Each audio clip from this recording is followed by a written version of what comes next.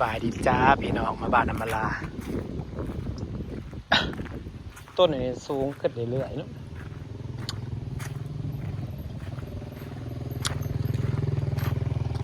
ป้าบักเฟืองอำมาลาดิแม่บ้าป้าบักเฟืองมาใส่กระดกกระเดียแท้บักเฟืองมาใส่กระดกย้ายน่ะสิไปปฏิบัติมาไล่ทองผักทองอ๋อเอาไปกินบ่ไปย้อนป้าเฟืองหวานบ่ให้เพื่อนเรามาสมอแล้วมันบ่ได้หลายก็เอา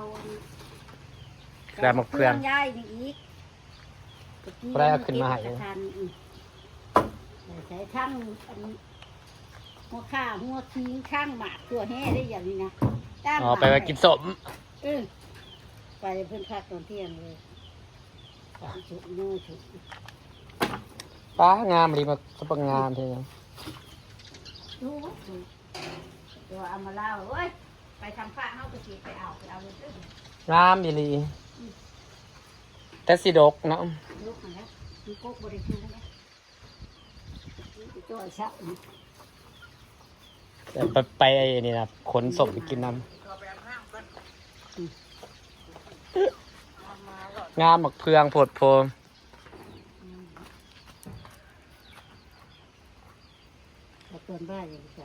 บดจักหมักเพืองบดจักกล้ำข่าวจุกถอยแห่ตีไปจากมือนี่นะที่คืนหามือเห็ดชิวยูมันจะทันบุญทั้งนี้ช่องกระถิ่นดูช่องสัมผัสมีเขาก็มาส่งชีช่องผมนี่นะก็เก่ามาอ้าวอันนี้ละจ้าทุกบุญด้วยบุญเดี๋ยวที่ไปแต่ช้ำคืนแล้วก็ที่มาให้มันทันตัวนี้เอาคนเป็นเห็ดอาหารตัวนี่เลยเนี่ยเพิ่นก็สิเตรียมไปทำบุญปัดเนี่ยก็ไม่มาไล่ทองบ่มาไล่ทองพระขอบช่องนู่นน่ะก็ไปน้องแดงหนูก็มาเพิ่นเดินสายเฮ็ดบุญต้นนกมีต้นนี้ตั้งใหญ่ไว้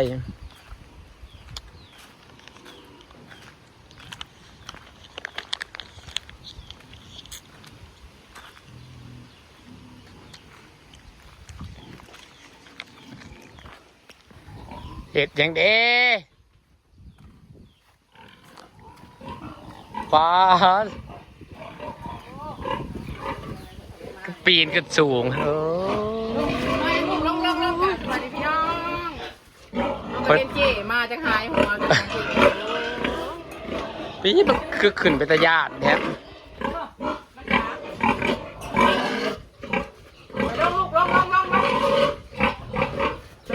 โอ้ยขึ้นไปตะยาน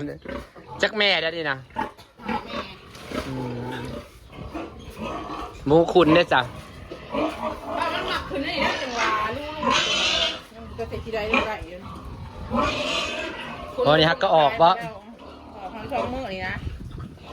จักแม่จักโตปลาหมานตัว13มันละมันหลอดมันเป็นลูกหลอดตัวใหญ่มันออกมาแล้วขึ้นใหญ่ออกมาแล้วนะโลดมันคือบทซ้ำกันแต่บอกแต่ก้าวมันสีซ้ำกันกันอันบ้านอันนี้คือเป็นลูกกันตัวน้อยเอาปากชอมแล้วมันตัวน้อยตัวใหญ่ตัวใหญ่ครูว่าได้ตั้ง13ตัวพวกเรามาอันนั้นเดซ่าเอาออกแล้วพอติดเลยแต่พอติดซ้ำออกนมนี่นะใหญ่ไว้จุ่มนี่นะใหญ่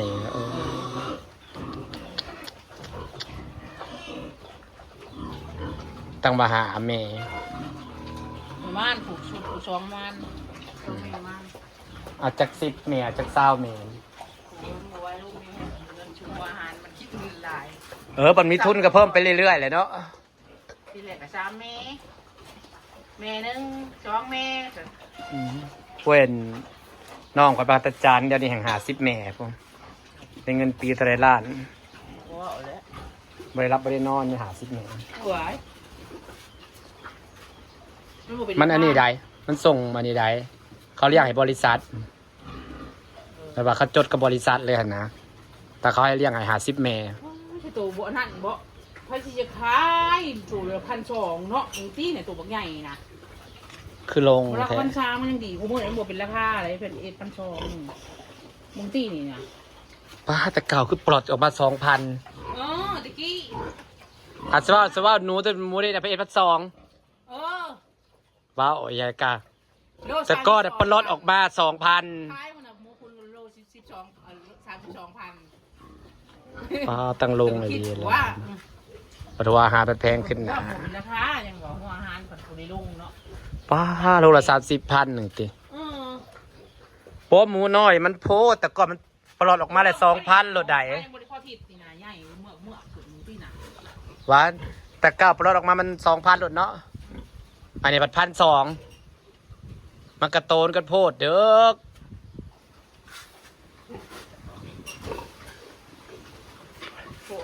เลยมีทุนสู่กับสู่ค่ะ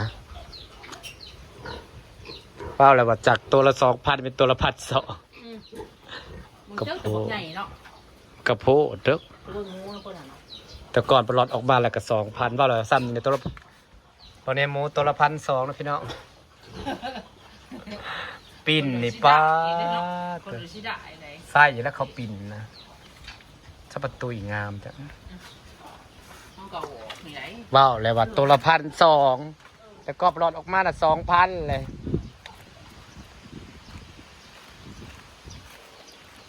เมื่อนี้มาเล่นกับอัมมาลาค่ะตอนแรกว่าสิไปปักซองเลยไปเมื่ออื่นเนี่ยสิไป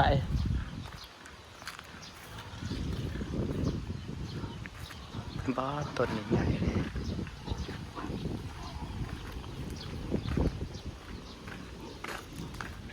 แต่งตัวโดนนะครับจะแต่งตัวสวยไปใครคะ น้ำชาตื่นจะเศร้าเพื่อนหลายคนบอกว่าอัมราตื่นสวยที่จริงตื่น เดี๋ยวอยากมันลายคนเฮา 6 โมงเพื่อเห็นนั่นเห็นนี่อาบน้ำช่วยอะไรมันจุดสีเที่ยง เวียกมันหลายเลยพี่น้องเอ้ย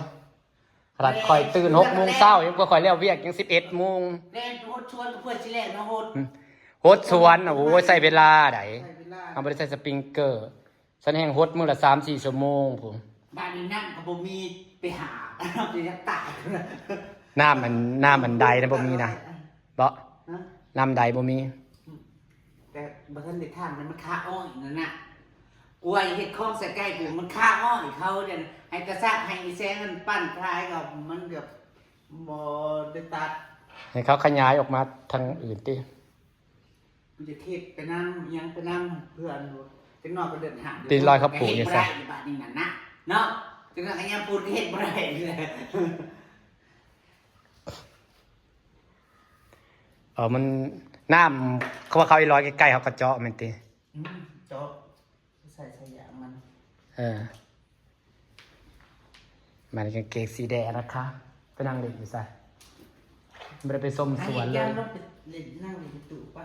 ปะ ให้ย่างไปกินตู้อีเฒ่ามา เขาไอซีเขาไปเคมราชไปแม่นติ อีเฒ่า จะไปนั่งเล่นที่ตรูกนะคะ แต่ยังไม่ได้ไปส้มสวนเลย มันจะนั่งเขาเป็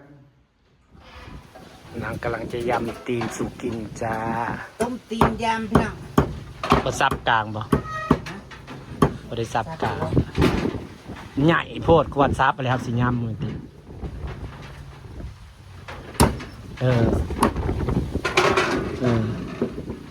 ใหญ่โพด ว่าสิชวนนางซีไปว่าลืมคิดไปว่า เอาไปเคมราช กินมาแล้ว เอาไปอยากเคมราช พาไปนั่งเตือนซื้อโทรศัพท์ ไปซื้อไก่ไปซื้อเคมราชผู้ จ้าไม่ใช่ของลาวนะคะ บ่ซื้ออยู่ลาวพร้อมโย จริงๆนะว่าจูรีรักมันก็ถือในที่ลาวนะ ถือได้ ถือเอ้า มันเด็กน้อยไปซื้อนะ2 ล้านกัน3,000 กว่าบาทนะ4,000เฮ้ยใส่ดีก็ได้วีโวนะราคา 4,000นะเขาอยากไปเล่นเคมราชเขาอยากไปเที่ยวเคมราชเท่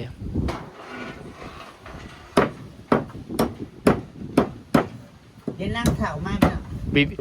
เรื่องนี้มีหมอลำเลือด ไปโหลดซูเปอร์มักนะ พบไปนั่งอดหลับอดนอนหนักทำผู้ใดขนาดยังก็ แก้วโดนแจก เป็นรวมดาววันที่4สิมาลงบ้านคุณได้เพชรรวมดาว อ๋อจังหวะนู้น วันที่4เพราะไปเวลาเขาเห็ดอะไรนะเขาเห็ดเดียวใดเขาเห็ดตีนไก่อะไรนะ เอาเรียกว่าออกนะ เอาก็เห็ดตีนไก่ย่ำมันเล็บมือนางเราเห็ดได้ได เขาก็แซะอันเนี้ยออกแซะกัน เอาก็ คิดออก เอากระดูกออก คิดกระดูกออก แล้วเอาใส่ยังแบบนี้มันก็อ่อนเขาจะไปอันนี้บอกคือ คิดออกคิดออก คือนี่เขาเจ้าว่าเขาเจ้าเอาแต่ดีบอกก็ใส่โซดาไฟบอก จากเด็ก แม่นอยู่ ไม่เห็นบ่สระไฟกัดบอก จักเด็กกำลังจะกินยำนะคะทำยำกะกะราย ำบดีบ่ตีนต้มไปเนาะ ต้มเป็นโรตีนบริลาย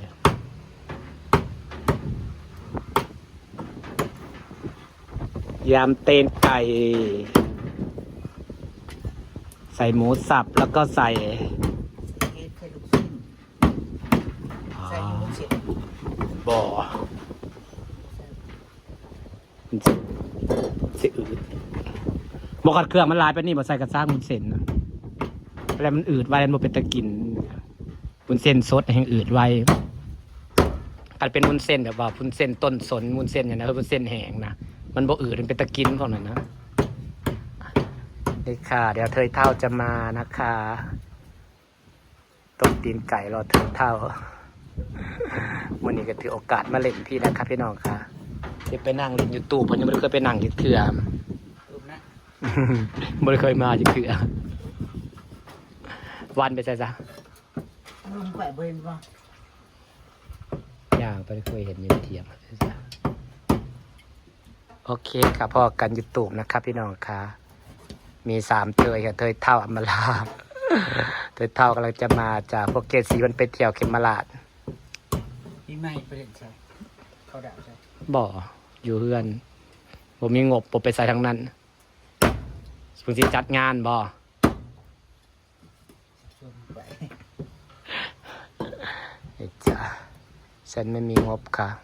ค่าใช้จ่ายฉันหลายชิ้นปีเมื่อน้ำค่าใช้จ่ายอยู่เดี๋ยวนี้นะโอเคพี่น้องฝากบรรยากาศไว้สักนิดนะจ้าบ๊ายบายค่ะ